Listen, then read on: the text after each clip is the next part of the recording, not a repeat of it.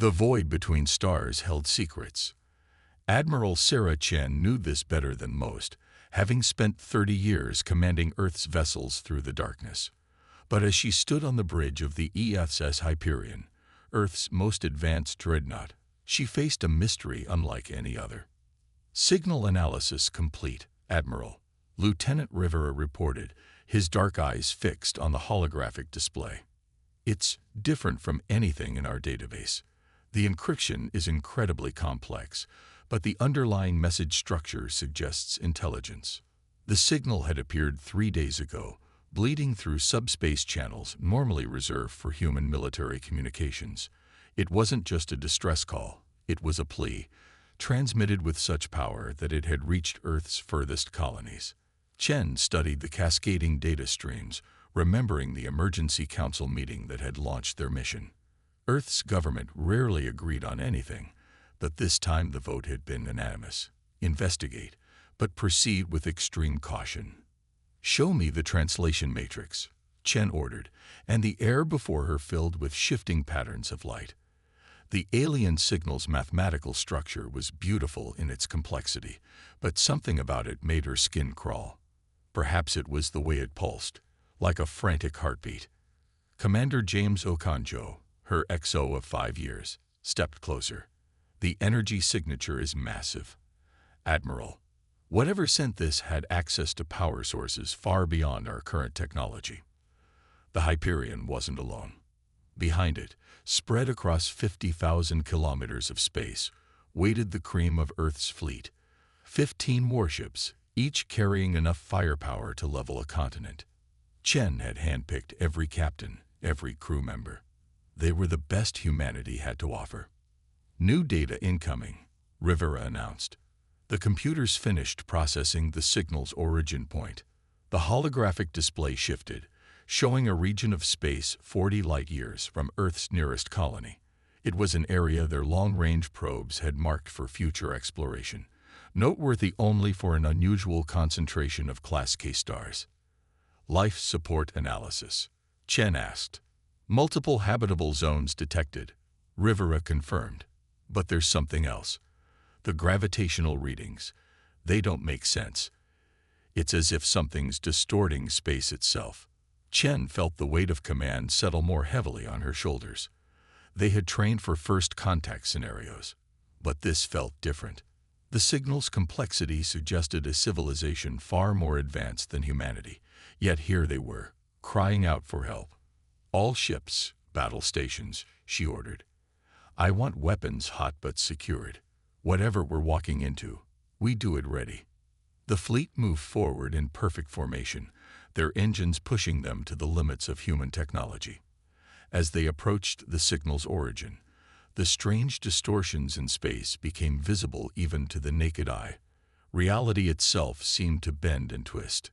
Energy spike. Rivera's voice cut through the tension. Something's emerging from subspace. The void before them tore open, a wound in the fabric of space-time. Through it came something that defied description. A structure of impossible geometry, its surface crawling with patterns that hurt the eyes to look at. By all the stars, Okonjo whispered. The structure was vast, easily dwarfing their entire fleet. As they watched, parts of it seemed to fold in on themselves, revealing glimpses of what looked like a city of crystal and light. Admiral, Rivera's voice was tight with controlled fear. We're receiving a new transmission. It's addressing us directly. Chen straightened her uniform. This was the moment that would define her career, perhaps humanity's entire future. Put it through. The bridge speakers crackled with a voice that seemed to bypass their ears and speak directly to their minds. Children of Earth, you have answered our call. We are the Arxer, and we face extinction. The Devourers have found us, as they have found countless others. You are our last hope. Before Chen could respond, the sensors screamed warnings. Something else was arriving. A darkness that seemed to consume the light itself, spreading across the stars like an oil slick. Multiple contacts, Rivera shouted. They're everywhere. The darkness took shape, forming into vessels of biological material that pulsed with sickly green energy. They moved with impossible speed, surrounding the human fleet and the Crystal City in seconds. Chen's tactical training took over. All ships, defensive formation Delta. Weapons free but hold fire unless fired upon. Let's not start an interstellar war if we can avoid it. But as she watched the dark ships close in, she knew in her gut that war was exactly what they had stumbled into. The only question was, could humanity survive what was coming? The devoured ships moved like predators, testing the fleet's defenses. Each vessel was unique, as if grown rather than built, their surfaces rippling with what looked disturbingly like muscle tissue.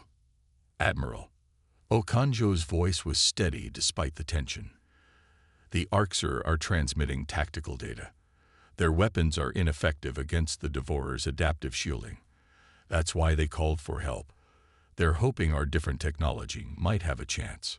Chen absorbed this information, her mind racing through scenarios. Earth's weapons were powerful but untested against alien technology. They were flying blind into what could be humanity's first interstellar war. Looking at the Crystal City and the beings who had called for help, then at the nightmare ships surrounding them, Chen made her decision. Humanity had come too far to turn back now. All ships, she commanded, her voice ringing with authority, prepare to engage. Let's show these devourers why you don't threaten a species that climbed to the stars through sheer determination. The battle for humanity's first allies was about to begin, and with it, Earth's introduction to a war that would reshape the galaxy. The first shot wasn't fired by the humans or the devourers, but by space itself. A gravimetric wave rippled through the battlefield, threatening to tear the fleet apart. Admiral Chen watched as her tactical display filled with warning indicators. Gravitic distortion reaching critical levels. Rivera reported, his fingers dancing across his console. The Devourers are using the local space-time fabric as a weapon. Chen had expected many things, but not this. The enemy vessels were manipulating gravity itself, creating invisible currents that could shred even the most advanced human ships. The Hyperion superstructure groaned under the strain. All ships, execute pattern Omega-3, Chen commanded. Use the gravitational waves to boost your maneuvers. If they want to weaponize space-time, let's show them how humans adapt. The Earth fleet responded instantly, their formation shifting like schools of fish. Instead of fighting against the gravitational distortions, they rode them, using the enemy's own weapon to accelerate beyond their normal capabilities. Admiral Okanjo called out, the Arxer are transmitting again. They're impressed. Apparently, no other species has ever thought to use gravitational attacks to their advantage. A grim smile crossed Chen's face. Humanity's greatest strength has always been turning disadvantages into advantages. Now, let's see what our weapons can do. All ships, target the nearest Devourer vessel. Fire on my mark. The human fleet's main guns spoke as one, their synchronized attack a testament to years of drilling.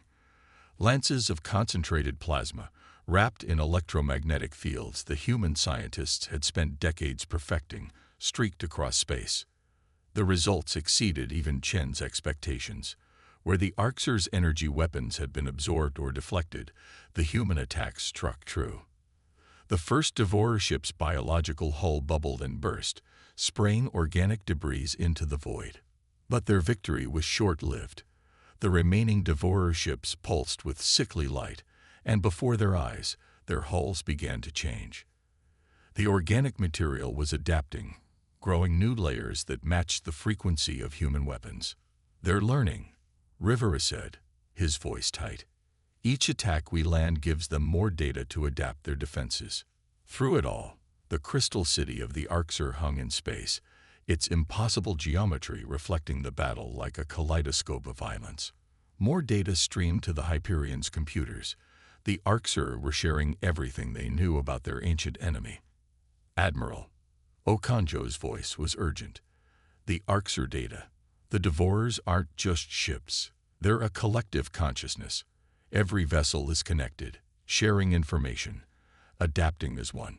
That's why no single species has ever defeated them. They learn and evolve too quickly. Chen processed this information, watching as her fleet's weapons became increasingly less effective.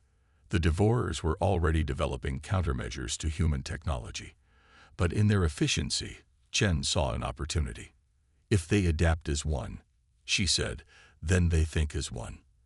And any consciousness, no matter how advanced, can be overwhelmed. Lieutenant Rivera, begin broadcasting on all frequencies. I want every scrap of data we have, weapon specifications, engine outputs, shield harmonics, everything. Admiral, Rivera questioned, won't that just help them adapt faster? Exactly, Chen smiled. Commander Okanjo, order the fleet to cycle through every weapon configuration we have. I want different ships firing different weapons at different power levels. Don't give them time to process it all. Understanding dawned on her officers' faces. The human fleet began its attack, but this time it was chaos by design.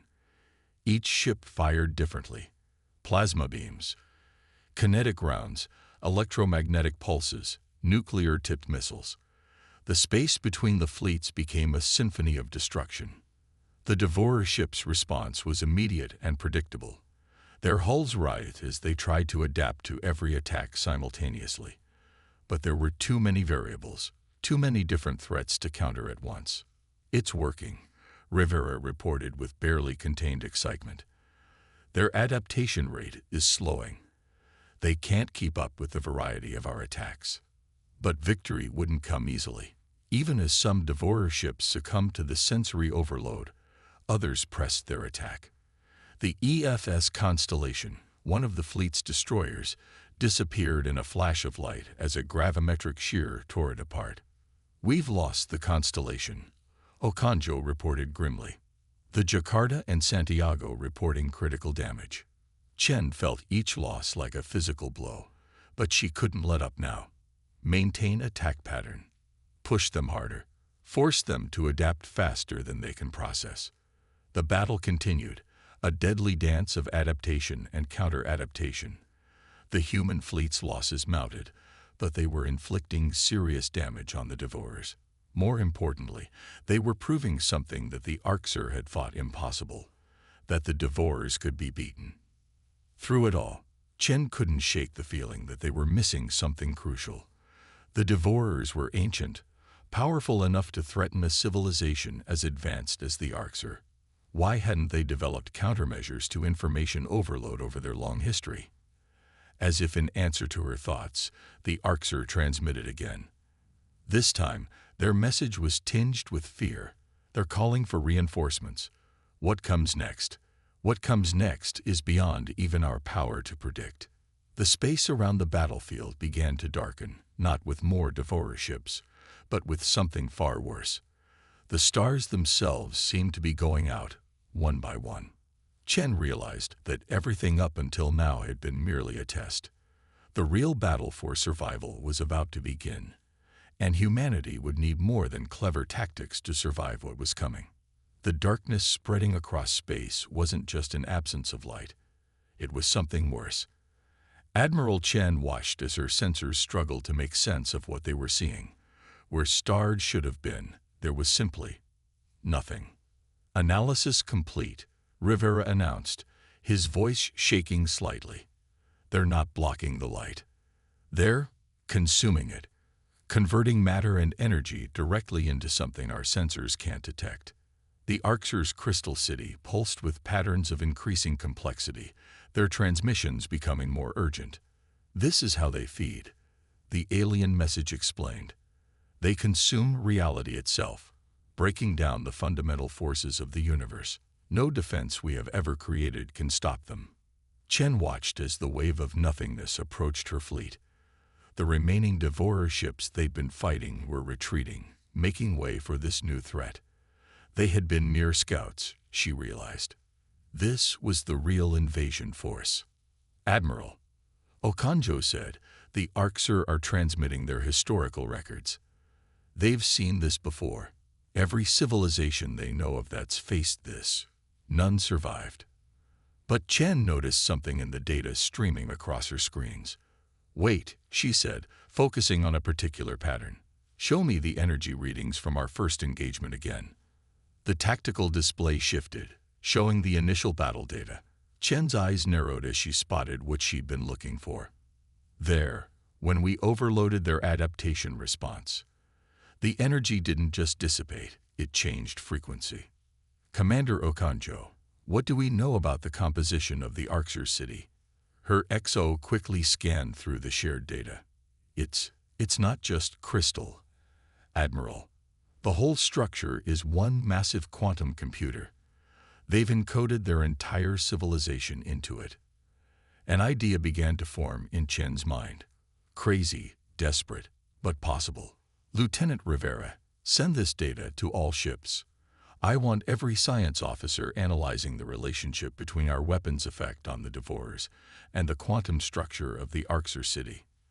The void continued to spread, but now Chen saw it differently. The Devours weren't just consuming reality. They were processing it, breaking it down into something they could use, just like they processed information during adaptation. "All ships, hold position," she ordered, "and prepare to execute the most insane plan of your careers." The next few minutes were a fury of activity as Chen laid out her plan. It was audacious, probably suicidal, but it was the only chance they had. The Arxer, once they understood what she was proposing, responded with what could only be described as awe. The quantum crystalline structure of their city, Chen explained to her crew, it's not just a computer. It's a key to understanding how reality itself is encoded. The Devourers break down matter and energy, but they have to process it first. Just like they have to process information before they can adapt. What if we gave them too much reality to process? The plan came together quickly. The Arxer city began to pulse with new patterns, its quantum structure reconfiguring according to human specifications. Each surviving Earth ship positioned itself precisely, their weapons modified to interface with the alien technology. The void was nearly upon them when Chen gave the order. "All ships, execute Protocol Omega. Full power to all weapons. Let's show them what happens when you threaten humanity." The human fleet fired as one, but this time their weapons weren't aimed at the enemy. Instead, they struck the Crystal City at carefully calculated points. The quantum structure of the Arxer's home began to resonate, amplifying the energy and transforming it. The effect was immediate and spectacular. The Crystal City became a lens, focusing not just energy but reality itself. The human weapons, filtered through alien technology and guided by human ingenuity, created a cascade effect. Where the void had been consuming reality, now reality began to fight back. The quantum structure of space-time itself, amplified and focused by the combined efforts of human and Arxer technology, became a weapon. "Energy readings off the scale," Rivera reported, his voice filled with wonder. "The void, it's retreating." The Devourers' consumption of reality had been efficient, methodical, but now they faced something they'd never encountered. Reality enhanced and focused by the combined knowledge of two civilizations, forced down their metaphorical throats faster than they could process it. The void began to collapse in on itself as the Devourers' own ability to process and consume reality was overwhelmed. Their coordinated consciousness, which had been their strength, became their weakness. Unable to adapt quickly enough, unable to process the enhanced reality being forced upon them, they began to fail. But victory came at a terrible price. The Crystal City, stressed beyond its design limits, began to fragment. The quantum structure that housed the entire Arxer civilization was becoming unstable. "Admiral," Okanjo's voice was urgent, "the Arxers say they can't maintain the resonance much longer. Their city is breaking down at the quantum level." Chen faced a devastating choice. They could stop now, possibly saving the Arxer but risking that the Devourers would recover and return. Or they could press the attack, ensuring victory but potentially destroying the very civilization they had come to save. The Arxer made the choice for her. Their final transmission was brief. "Continue. Our knowledge will live on through you. Make sure our end has meaning." With a heavy heart, Chen gave the order. The human fleet poured everything they had into one final assault. The Crystal City blazed like a newborn star as it channeled unprecedented levels of energy. The void collapsed completely, taking the Devourer consciousness with it. But as the light faded, the Crystal City began to shatter, its quantum structure failing catastrophically. Yet even in their final moments, the Arxer had one last surprise to share. As their city broke apart, it released a stream of data more dense than anything humanity had ever encountered. They transferred everything, Rivera whispered in awe. Their entire civilization, their complete knowledge, all of it. They encoded it into that final transmission. Chen stared at the space where the Crystal City had been, where an ancient civilization had sacrificed itself to save not just humanity, but reality itself. "Send word to Earth," she ordered quietly. Tell them we won, but make sure they understand the price of victory." As the fleet regrouped and prepared for the long journey home, Chen knew that humanity's real work was just beginning. They were now the custodians of the Arxer's legacy, and with it, the responsibility to ensure such a sacrifice would never be needed again. 3 weeks after the battle, the ES of Hyperion hung in high orbit above Earth, its hull still bearing scars from the encounter with the Devourers. Admiral Chen stood in the ship's quantum computing lab, surrounded by holographic displays showing fragments of the Arxer's final transmission. "It's not just scientific knowledge," Dr. Maya Patel, Earth's leading Xenorchaeologist, explained as she manipulated the data streams. "The Arxer gave us their entire history, their art, their philosophy, their understanding of the universe. But there's something else hidden in the data, something they wanted us to find." Chen watched as patterns emerged from the seemingly random sequences. The Arxer's quantum encoding was incredibly dense, holding layers upon layers of information. "Show me," she ordered. The holographic display shifted, revealing a star map unlike anything they'd seen before. "This is a temporal map," Paddle explained, her voice filled with wonder. "It shows not just where things are, but when they were. The Arxer weren't just advanced, they were ancient. They watched galaxies form. And they watched the Devourers emerge," Commander Okanjo added, stepping closer to study the map. "But look at this pattern. The Devourers didn't evolve naturally. They were created." The revelation hit Chen like a physical blow. Created? By whom? Patel manipulated the data further, and new images formed. Structures of impossible geometry, far more advanced than even the Arxer's city had been. They called them the predecessors. A civilization so advanced, they could manipulate the fundamental forces of reality. The Arxer believed they were the first species to achieve consciousness in our universe. But why would they create the Devourers? Rivera asked from his station, where he'd been analyzing the battle data. The answer emerged from deeper in the Arxer's records. The holographic displays filled with images of massive machines, each one capable of rewriting the laws of physics within its influence. The predecessors were trying to solve the ultimate problem, entropy, Paddle explained. They wanted to prevent the heat death of the universe.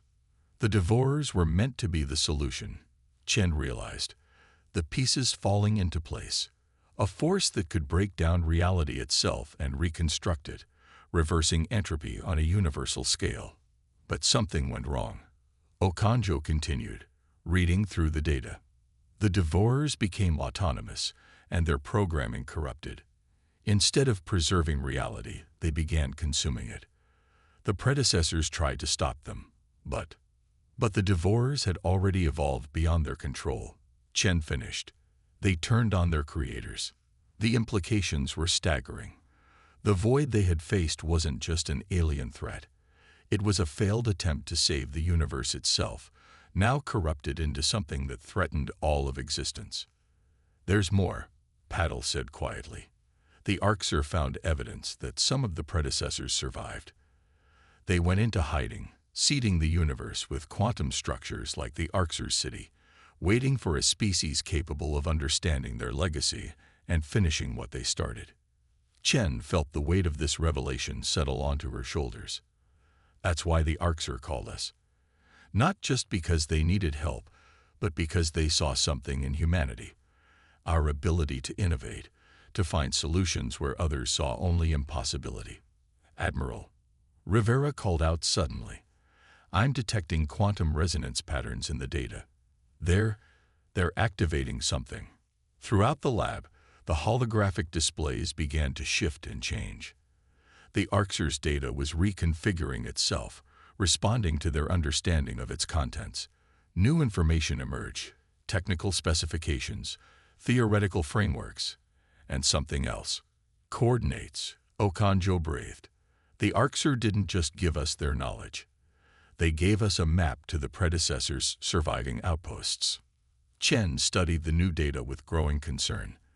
The coordinates pointed to locations throughout the galaxy, each one marked with warning symbols in the Arxer's language. They're not just outposts, she realized. They're weapons. The predecessors left behind their tools for fighting the Devourers, but they're too dangerous to use without understanding them first. And now we have to decide what to do with this knowledge, Patil added. The Arxer sacrificed themselves not just to save us from one attack, but to pass on the responsibility of protecting reality itself. The lab fell silent as the implications sank in. Humanity had won its first interstellar battle, but in doing so, they had inherited a war that had been raging since the beginning of time.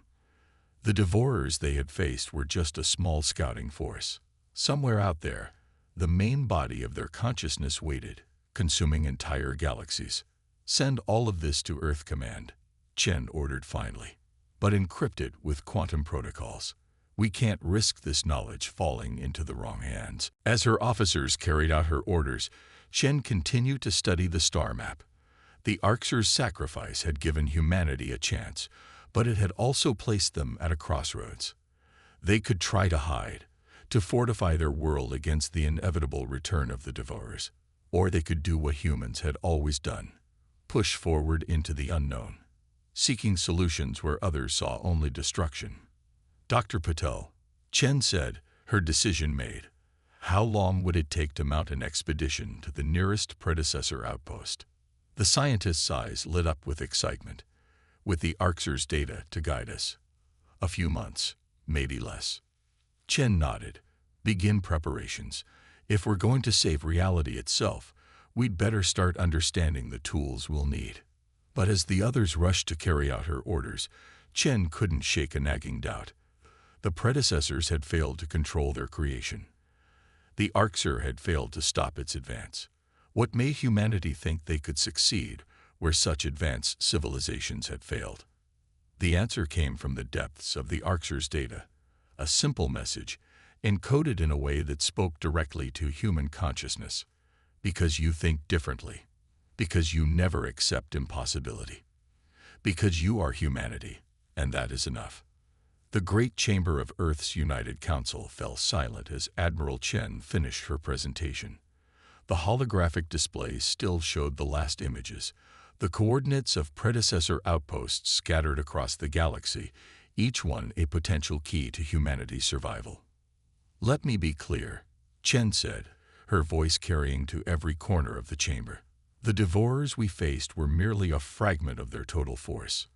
They will return, and when they do, they will come with the power to consume entire star systems. The council members shifted uncomfortably in their seats. The data from the Arxer had been clear.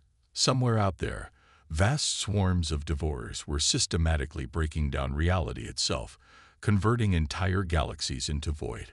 But we have a choice, Chen continued. The Arxer didn't just give us the warning. They gave us the tools. The predecessors left behind their technology, their weapons, their understanding of reality itself. We can use these to fight back. And what makes you think we can succeed where the predecessors failed? Councillor Zhang asked, voicing the doubt that hung in everyone's minds. They created the Devourers. The Arxer had centuries more advanced technology than us. Both civilizations fell. Chen smiled. activating a new holographic display. Because of this, she said, as images from the battle filled the chamber, look at how we fought. When the Devourers adapted to our weapons, we didn't try to create better ones. We overwhelmed their ability to process information. When their void threatened to consume us, we didn't try to block it. We turned reality itself into a weapon. The images shifted to show the battle's final moments, the Crystal City blazing with power as it channeled humanity's desperate strategy into victory. We think differently, Chen declared. The predecessors tried to control the universe. The Arxer tried to preserve it. But humanity, we adapt. We improvise. We find solutions where others see only problems. Dr. Paddle stepped forward, adding her voice to Chen's. The Arxer's data confirms it. They called us not just because they needed help, but because they saw something in us, a potential that neither the predecessors nor themselves possessed, the ability to take the impossible and make it possible. The chamber erupted in discussion, but Chen wasn't finished. She activated one final holographic display, showing a massive structure hidden in the orbit of a distant star. This is the nearest predecessor outpost.